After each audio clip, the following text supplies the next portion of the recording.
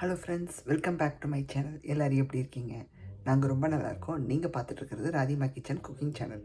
First டைமாக பார்க்குறீங்க, இன்னும் சப்ஸ்கிரைப் பண்ணாமல் பார்த்துட்ருக்கீங்கன்னா ராதிமா கிச்சனை சப்ஸ்கிரைப் பண்ணிடுங்க, பெல் ஐக்கானையும் கிளிக் பண்ணிடுங்க.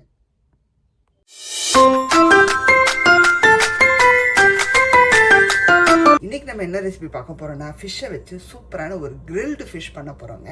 இது வந்து நான் பண்ணதே கிடையாதுங்க. தவாவில் போட்டு ஃப்ரை பண்ணி சாப்பிட்ருக்கேன், குழம்பு வச்சு சாப்பிட்ருக்கேன், ஆனால் ஓவனில் பேக் பண்ணி சாப்பிட்டது கிடையாது. ஸோ இன்றைக்கி இதை ட்ரை பண்ணி பார்க்க போகிறோங்க. நான் பாம்ஃப்ரெட்டை வச்சு பண்ண போகிறேன். நீங்கள் எனி டைப் ஆஃப் ஃபிஷ் எடுத்துக்கலாம். ஸோ ஒரே ஒரு பாம்ஃப்ரெட்டுங்க, கிட்டத்தட்ட $8 ஆச்சு. எனக்கு வெயிட்டை பொறுத்து கொஞ்சம் விலை கூடும். மோஸ்ட்லி $5 தான், $5 to $6 தான். ஆனால் நமக்கு அந்த வெயிட்டை பொறுத்து மாறும். ஸோ எனக்கு வந்து நல்ல பெரிய ஃபிஷ்ஷாக கிடச்சிது. நேற்று வாங்கும் போதே க்ளீன் பண்ணி வாங்கிட்டு வந்துட்டேங்க. அவங்க என்ன பண்ணுவாங்க, சைடில் கட் பண்ணி உள்ளே இருக்கிற அந்த தேவையில்லாத விஷயத்தெல்லாம் எடுத்து க்ளீன் பண்ணி கொடுத்துருவாங்க.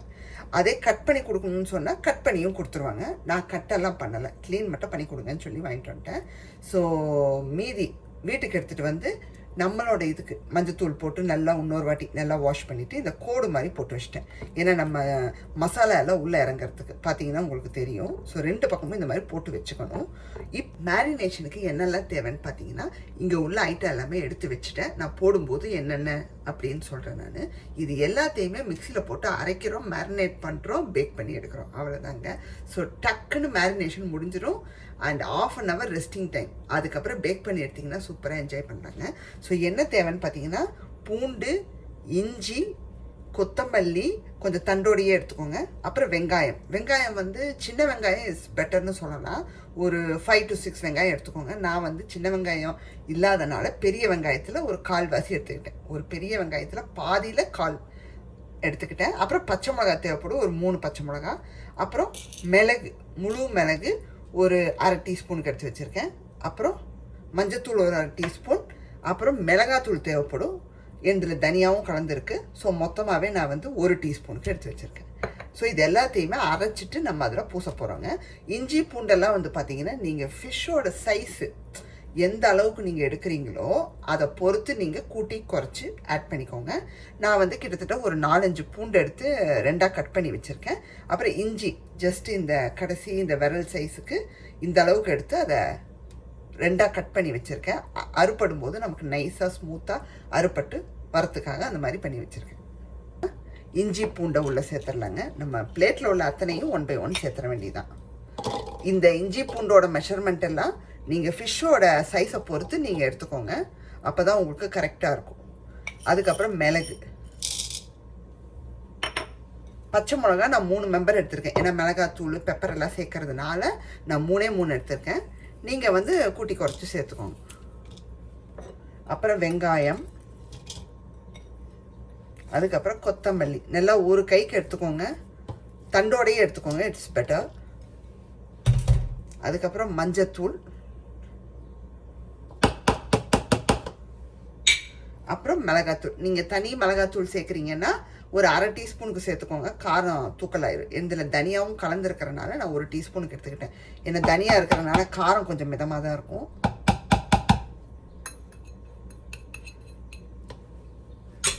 இது கூட ஒரு 1/2 லெமனில் பாதி புழிஞ்சுக்கிறோங்க, ரொம்ப தேவைப்படாது, ஜஸ்ட் ஒரு கொஞ்சம் தான்.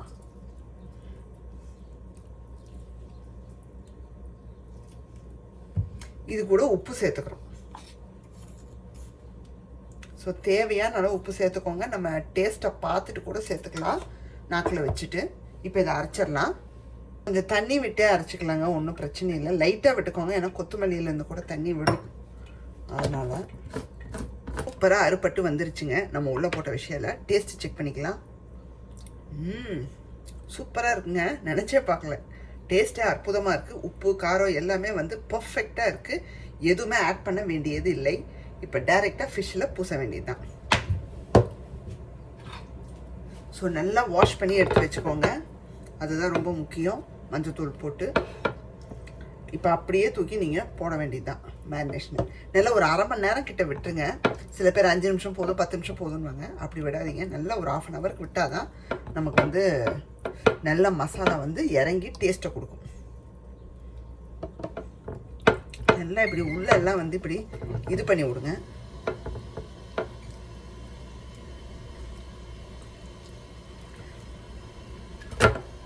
இதில் கார்ன்ஃப்ளவரோ மைதாவோ எதுவுமே சேர்க்க தேவையில்லைங்க. ஜஸ்ட்டு மேரினேஷனை போட்டு அப்படியே நம்ம பேக் பண்ணி எடுக்கணும், அவ்வளோதான். சூப்பராக பெசரி விட்டாச்சுங்க. எல்லா சைடும் அப்ளை பண்ணியாச்சு. மெயினாக இந்த கேப்பில் எல்லா இடத்துலையுமே நல்லா வந்து உள்ளே போகிற அளவுக்கு நல்லா ஃபில் பண்ணி விட்டாச்சுங்க 2 பக்கமும். இந்த மேரினேஷனை அப்படியே ஓரமாக வச்சிடலாங்க. நீங்கள் ஃப்ரிட்ஜில் கூட வைக்கலாம். ஒரு 30 மினிட்ஸ்க்கு டிஸ்டர்ப் பண்ண வேணாங்க. அதுக்கப்புறம் 30 மினிட்ஸ்க்கு மேலேயே நல்லா நான் வந்து ஊற வச்சுட்டேன்.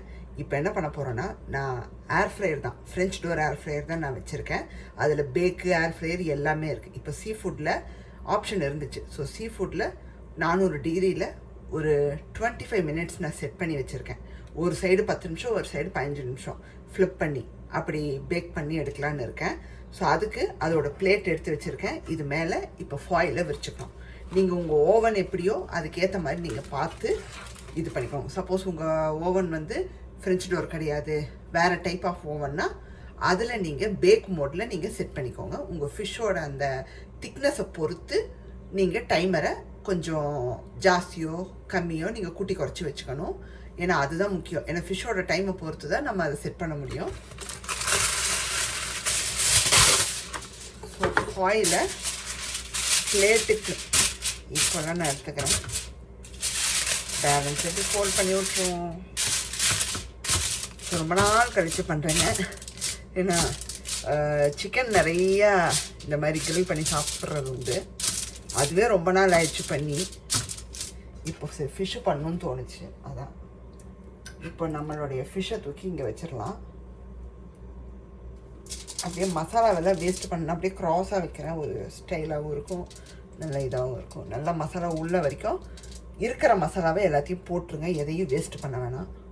ஆல்ரெடி நான் டைமரை வந்து ஆன் பண்ணி விட்டுட்டேன். ஸோ அது ஆயிட்டுருக்கு. எனக்கு வந்து பார்த்திங்கன்னா என்னோடய ஃப்ரெஞ்ச் டோரில் வந்து இந்த மாதிரி சீ ஃபுட் ஆப்ஷன் இருந்துச்சு. 400 டிகிரியில் 25 மினிட்ஸுக்கு நான் ப்ரீ ஹீட் பண்ணிவிட்டேன். இப்போது ஸ்டார்ட் பண்ணி விட்டுருங்க. ஒரு 10-15 மினிட்ஸ் ஆனதும் நம்ம ஃப்ளிப் பண்ணி விட்டுட்டு அனதர் ஒரு 10 மினிட்ஸ் விட்டுட்டு செக் பண்ணி பார்க்குறோம் ஓகேவான்னு. பத்தலைன்னா இன்னும் கூட ஒரு 5-10 நிமிஷம் நம்ம இன்க்ரீஸ் பண்ணி திரும்பவும் நம்ம வச்சு. அப்பா கொதிக்க இருக்குங்க. ஓ ஐயோ டயர் ஆயிடுச்சு. கொஞ்சம் அநேகமாக 2 கரண்டி வச்சு திருப்பி போடணும்னு நினைக்கிறேங்க. நான் 2 கரண்டி எடுத்துக்கிட்டேன். ஏன்னா சரியாக நான் வந்து யோசிக்கலை.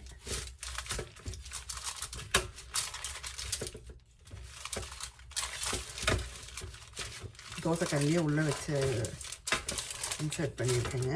ஸோ இப்போ திருப்பி போட்டுடலாம்.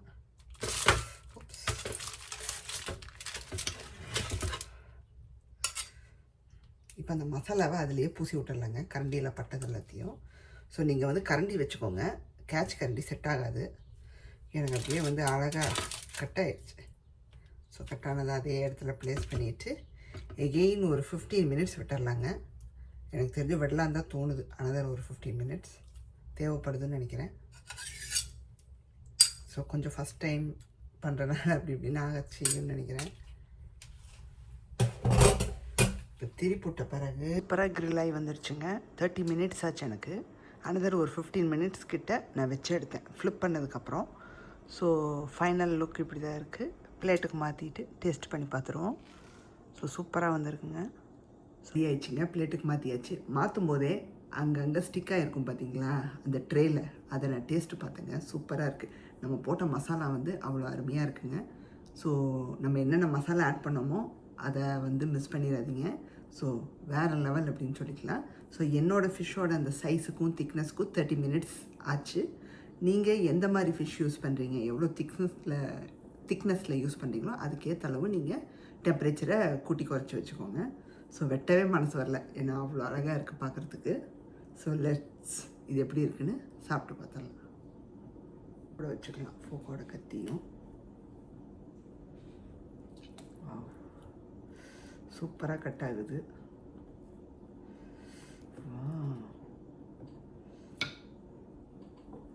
இந்த பாம்ஃப்ரெட்டோட ஸ்கின் வந்து கொஞ்சம் திக்காக இருக்கும், அதனால நீங்கள் கொஞ்சம் எக்ஸ்ட்ராவாக வச்சு எடுக்கிறது நல்லது. எவ்வளோ சூப்பராக வந்திருக்கு பாருங்கள். ஸ்மோக் வருது.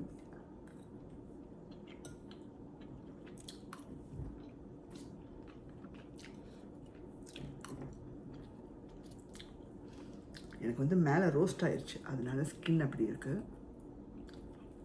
வாவ், எனக்கு ஃபிஷ்ஷோட ஸ்கின் எப்போவுமே ரொம்ப பிடிக்கும். அது வஞ்சரமாகட்டும், எந்த ஃபிஷ்ஷாக இருக்கட்டும், அந்த ஸ்கின்னை வந்து நான் விரும்பி சாப்பிடுவேன். சில பேருக்கு அது பிடிக்காமே இருக்கும், எனக்கு ரொம்ப பிடிக்கும்.